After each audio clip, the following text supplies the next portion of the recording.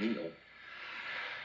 Regarding Russia and Ukraine, the Ukrainian President Volodymyr Zelensky says that when Russia invaded more than 100 days ago, no one expected his country to survive. World leaders advised him to flee. He could have been speaking about himself. No one knew how the 44-year-old man had catapulted himself from the world of entertainment into the presidency and how he responded to the invasion by Russia's army. His response has been forceful, thus far compelling in the public. He has led his country in a mounting unexpectedly fierce resistance. Every night he's rallied Ukrainians to the fight with video address on social media. So far there have been 100, one for each night and day of the war, and reminders that he's not yet fled. Ukraine has indeed survived.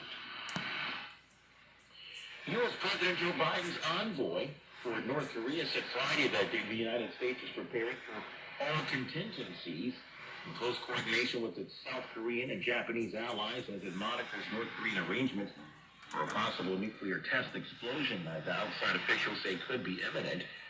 South Korean and U.S. intelligence officials have said that they detected North Korean efforts to prepare its northeastern testing ground for another nuclear test, which would be its seventh since 2006.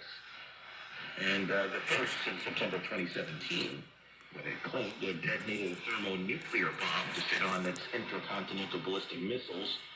Sung Kim, the U.S. Special Representative for North Korea, was in Seoul for a trilateral meeting with his South Korean and Japanese counterparts to discuss the growing threat posed by North Korea's nuclear weapons and missile programs. More at VOAnews.com. This is VOA News. Satellite photos analyzed by the Associated Press show that China's most advanced aircraft carrier to date appears to be nearing completion, and experts suggest the vessel could be launched soon. The newly developed carrier has been under construction since 2018. Satellite images taken by Planet Labs PBC on May 31st suggest work on the vessel was close to done. And analysts say that a launch could come as soon as Friday. The vessel would need to undergo extensive sea trials before becoming operational. Carrier's development is part of a broad modernization of China's military as Beijing seeks to expand its influence in the region. Some Afghans who were evacuated from the country as it fell to the Taliban last summer have found their journey to the United States stalled at a cluster of tents and temporary housing at a military base in the Balkans. More than 78,000 Afghans have arrived in the U.S. for resettlement since August, but the fate of people who were flagged for additional security vetting and diverted to the Camp Bond-Steel, the small nation of Kosovo, remains up in the air. Frustration is growing among the Afghans, some of whom staged a protest at the base this week after learning they would not be allowed to enter the U.S. North Korea reported about 79,000 more people with fever symptoms and death or death amid its first confirmed coronavirus outbreak. That's according to state media KCNA on Saturday. We get more details from VOA's Marissa Melton.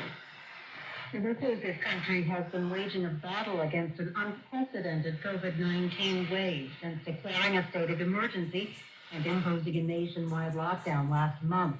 The total number of fever patients compiled across the country since last April neared 4 million, and the death toll rose by 1 to 71, according to state news agency KCNA, using data from the State Emergency Epidemic Prevention Headquarters. North Korea has never confirmed how many people have tested positive for COVID-19, apparently lacking testing supplies, but experts have said the publicized numbers could be underreported, and that could make it difficult to assess the actual scale of the situation. Marissa Melton. Tesla shares tumbled more than 7% Friday on a report that CEO Elon Musk is considering laying off 10% of the company's workers, as well as new questions from U.S. regulators over complaints of vehicles braking for no reason. In an email Thursday to Tesla executives titled "Pause All Hiring Worldwide," Musk wrote that he had a super bad feeling about the economy and that the company needed to cut staff. More at VOAnews.com. Via remote, Tommy McNeil, VOA News.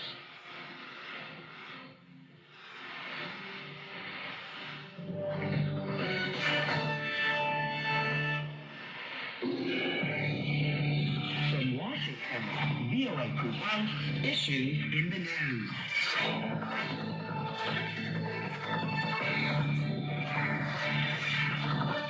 Hello and welcome to Issues in the News. I'm Kim Lewis, and joining me on the panel this week are VOA senior diplomatic correspondent Cindy Singh and Moment Magazine contributor Dan Rodriguez. Welcome, Cindy and Dan. Thank you. Pleasure to be with you. Well, here are the issues. President Biden confirmed the U.S. will provide Ukraine with more advanced rocket systems and munitions as part of U.S. efforts to help Ukraine fight against a Russian invasion now in its fourth month. Biden said these weapons are only meant for Ukraine's forces to inflict casualties within the country, and the U.S. isn't encouraging or enabling the country to strike beyond its borders.